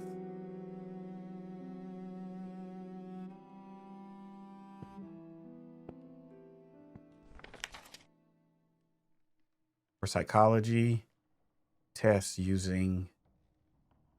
Okay. This way, the patient will not be able to obtain information about their evaluation unless their therapist deems it appropriate. The moth is fully a moth at 4. So 00100.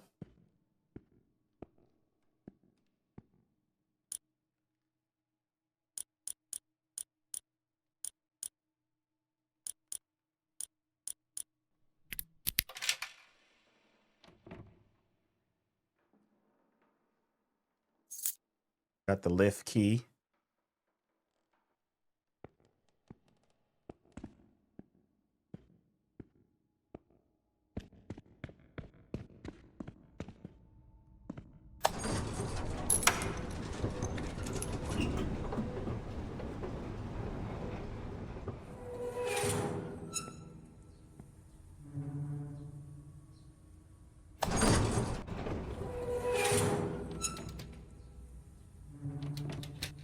I need a key.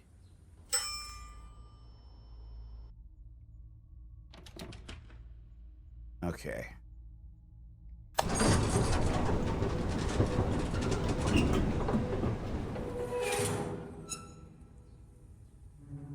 Okay, cool.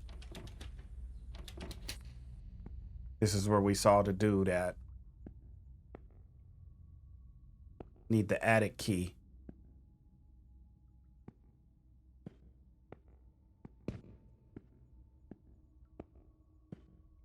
Art therapy room.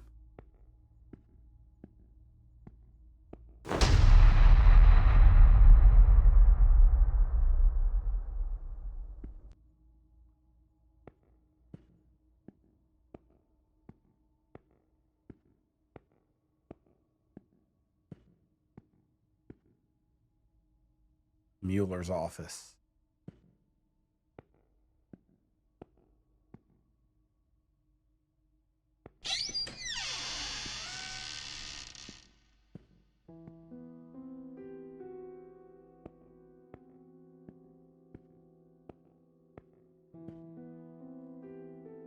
The passcode to access each patient's cell is the discharge number assigned upon admission.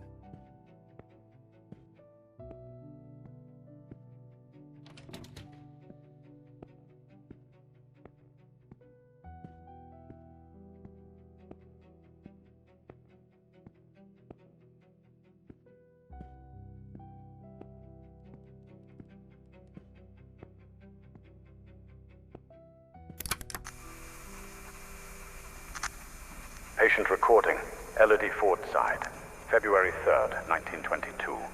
Daily record number 23. Let us begin. How are you feeling today, Miss Fordside? I feel well. Elodie, we have discussed this before. If you do not tell me how you truly feel, we will make no progress. I feel a little sad, perhaps.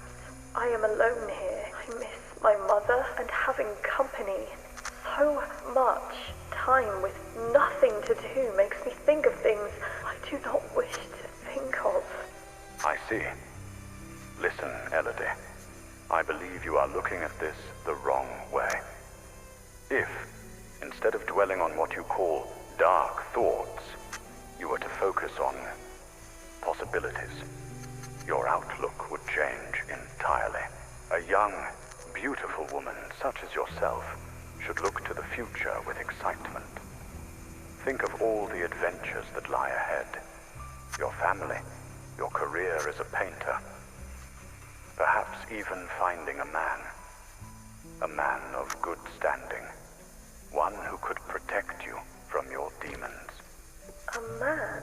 Tell me, Elodie, is there no man who stirs your heart?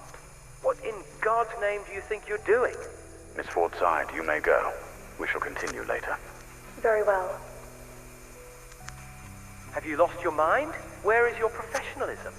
Do not presume to judge my methods with your oh-so-righteous reading therapy. Methods? The entire hospital is whispering about you. She is a patient, Dr. Mulder, and she is mentally unwell. Listen, Ferdinand. Stay out of my affairs, and I shall stay out of yours. Or have you forgotten which one of us is the director of this institution? Do as you please, but if I ever witness such a scene again, I will not remain silent. Mueller, man. Damn fool.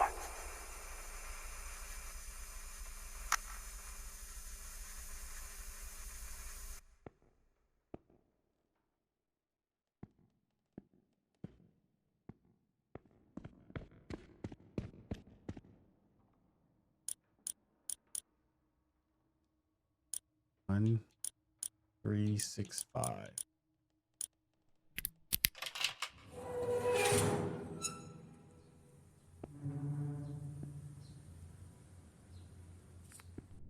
A ship's old helm, tied to the bed, as if it were the quarterdeck of a vessel.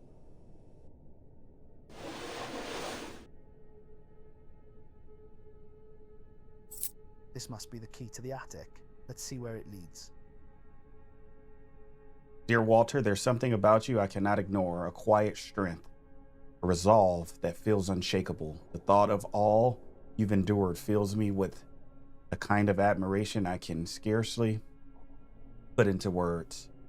You are unlike anyone I've ever met, and yet I wonder if you sense it too, those stolen glances, the way time seems to pause when our eyes meet. Perhaps it's nothing, or perhaps it's everything.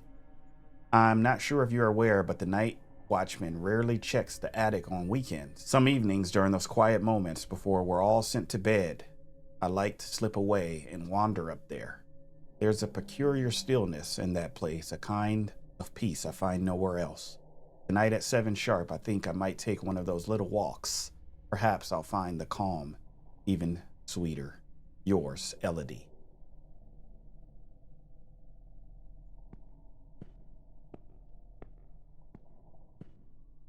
Oh, we're going up to the attic.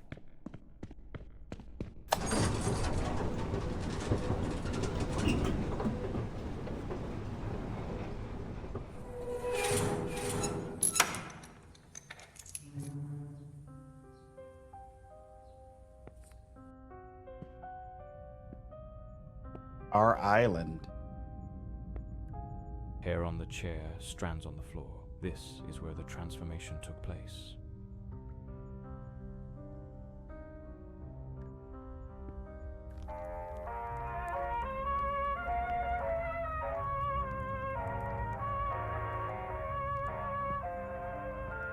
Their secret hideaway. Like two reckless teenagers, they started a romance, hidden from the prying eyes of doctors and nurses.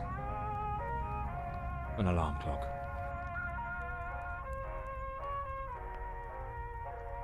Most likely, they used it to slip back to the second floor before anyone noticed they were gone. Yet, for a while, they managed to keep their affair in the shadows, far from the eyes of doctors and nurses.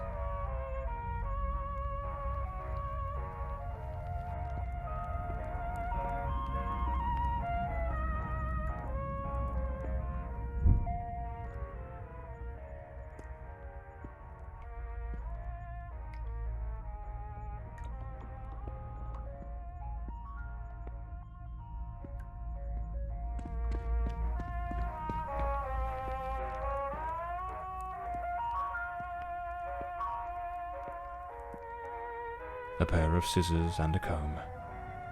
Elodie put in real effort to make him fit the mold of her ideal hero. She remade patient 1365 in the image of her most secret longings.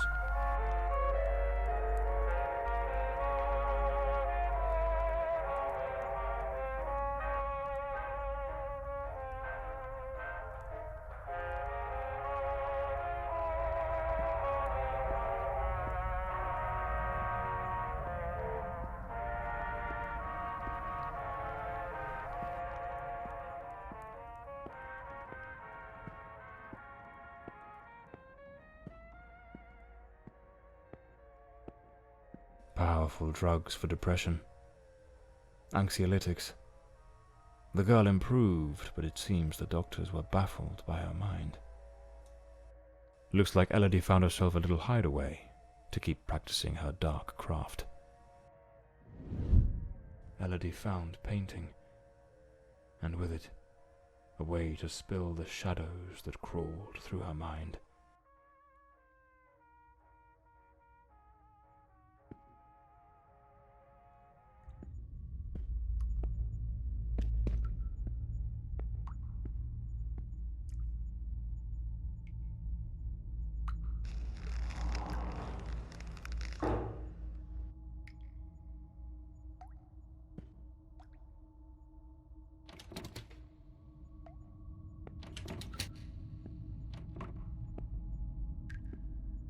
The room has been decorated to resemble some sort of island in the South Seas. Of course, I should have guessed. She pulled him into her world. Elodie created Walter Brandon. With the psych patient. A draft letter, scratched out and full of corrections. My dearest Walter, do not worry, everything is in place. I know it won't be easy, but it is crucial that you take the first step. Once they grant you your discharge, everything will change. I will be ready to follow you the moment you are out, in a safe place far from here. When you speak with the doctors, I want you to repeat the words I told you with conviction, as though they are the only thing that matters. The shadow is gone, it has vanished. You are now fully yourself once more. Tell them you regret everything that happened, that you cannot understand how you acted in such a way. Speak of how you have found peace in reading, how you now wish to live more serenely, with purpose. Make them see that the shadow no longer exists, that the darkness has completely faded. They must believe you are free. I know this is not entirely true, but I am certain that with effort you can control the shadow. You must do it for us, for what lies ahead. They do not see you as you are. They only see you as a mere piece of their game. We shall show them that they have no control over our fate. Once you are free, I shall request my discharge as well. My place will be with you, and together we shall make our way to the Bloomsbury Manor. I love you, and I know that soon we will be free. This will all be behind us, and everything we've dreamed of will become true. With all my love, Elodie. She goaded him into leaving the sanatorium. That man was desperately ill. But Elodie's selfishness outweighed what little sense she had. She pushed him too far. If I pieced this together correctly, that Walter was never really Walter at all. There was another personality. She called it the Shadow, a dominant, dangerous force that surfaced again and again in his life. The threads are beginning to unravel, but I need to see this through. What truly happened to Walter Brandon? Dear Elodie, it has been some weeks since you've requested a private session. As both your physician and your friend, I find myself troubled, unable to cast aside the thought of the solitude you spoke of those weeks past, solitude of which you have not since uttered a word. These days, burdened as I am with duty, I shall be confined to my office until the late hours of the night. Should you at any moment feel the impulse or need for company, do not hesitate to visit me. Okay, the code is 39124. This letter. At the very least, it's highly inappropriate.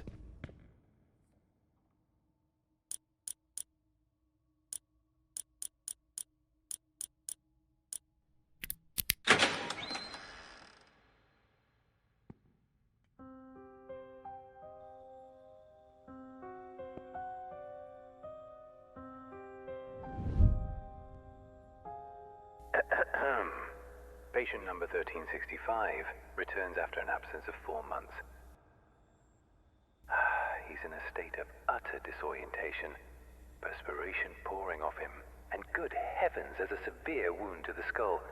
His clothes and hands are covered in blood, and it doesn't appear to be his own. He cannot recall his name, nor anything that's happened during these past months. seems to have found his way back here more by some strange instinct than by memory itself. The personality once known as Walter has vanished entirely, as has the entity we refer to as the Shadow, though given his nature, I cannot say with certainty it isn't still lurking beneath the surface. We have treated cases of dissociative identity before, but never one such as this. His appearance, his voice, even his build and weight change quite drastically. Now he looks frail, gaunt, empty, as though there's nothing inside, as though he were but an empty shell, waiting to be occupied. His condition calls for far stricter supervision. This institution is no longer equipped to care for him. I am ordering his immediate transfer to St. Dymphna Hospital. Dr. Former, a specialist in matters such as this, will take him under his care. As I near the end of my tenure as director, I must see this case brought to a decisive close. The blood upon his hands, the emptiness in his eyes, all point to an act of the gravest kind. One his mind appears to have erased entirely. God help us, if the Shadow should ever wake again. Wow. So it seems Walter came back to the sanatorium of his own accord, though he was utterly incapable of recalling what he'd done. They moved him to St. Dymphna's Hospital. Could he still be there after 20 years?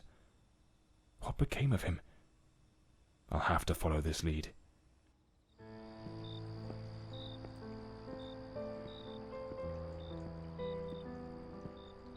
Can't very well saunter in through the front door as if nothing's amiss. I'll need to find another way in.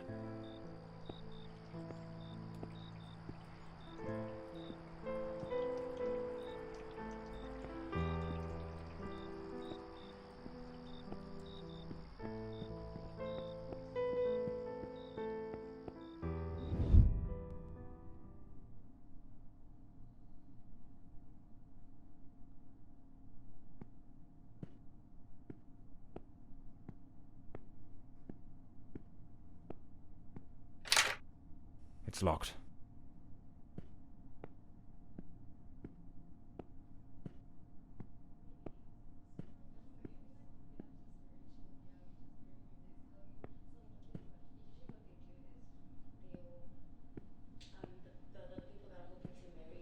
The night shift nurses are behind this door. I need to find another way into the hallway to the rooms.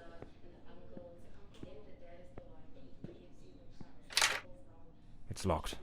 And everything locked.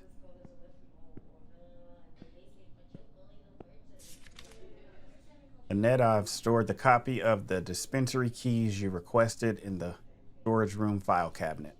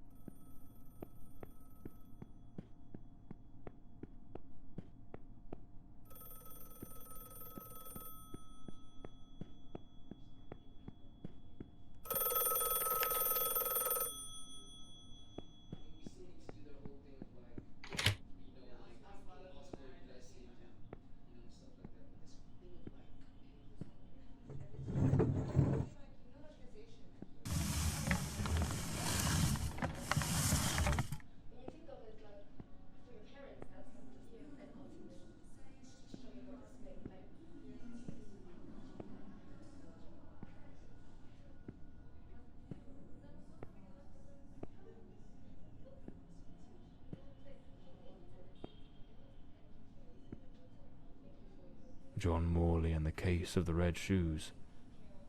What the devil does this mean?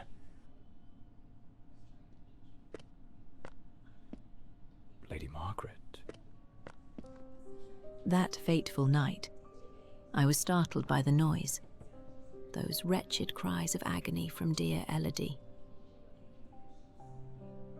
I rushed to her chambers, and there you stood, stained with the blood of the one soul I cherished above all others in this world. The housekeeper had warned me, but I turned a deaf ear. Elodie was finally happy, even amidst your incessant bouts of volatility. Yet, with the passage of time, your demeanour darkened. More and more frequently, that sinister presence lurking within you began to surface, each appearance more violent than the last. Elodie no longer gazed upon you with the starry-eyed affection of a smitten young woman. The atmosphere in this house grew suffocating, fraught with an unbearable tension. That very afternoon I spoke with her. She had resolved to end your engagement. You seemed, or so I dared hope, to have accepted it with grace. But that night, that very night, you ended her life in the most savage manner imaginable. I threw myself upon Elodie, desperate to save her. But alas, it was far too late. Months later, I learned you had returned voluntarily to the sanatorium. I sought answers and immersed myself in understanding the afflictions that plagued you. Dissociative identity disorder, they called it. A condition in which one might host multiple identities, each vying for dominion over the body. But the man confined in that bleak institution was not the shadow, not the fiend who had stolen my daughter. No, he was but the shell, the hapless vessel. And I yearned to find the true culprit, not the facade, the murderer himself. Thus I devised my plan.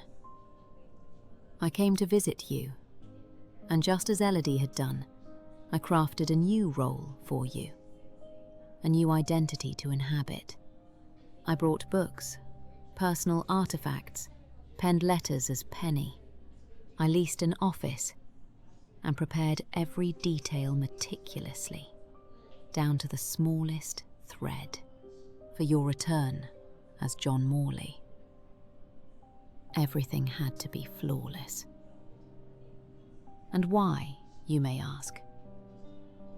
To make you remember, to awaken the shadow, to summon forth the murderer from the abyss of your fractured mind.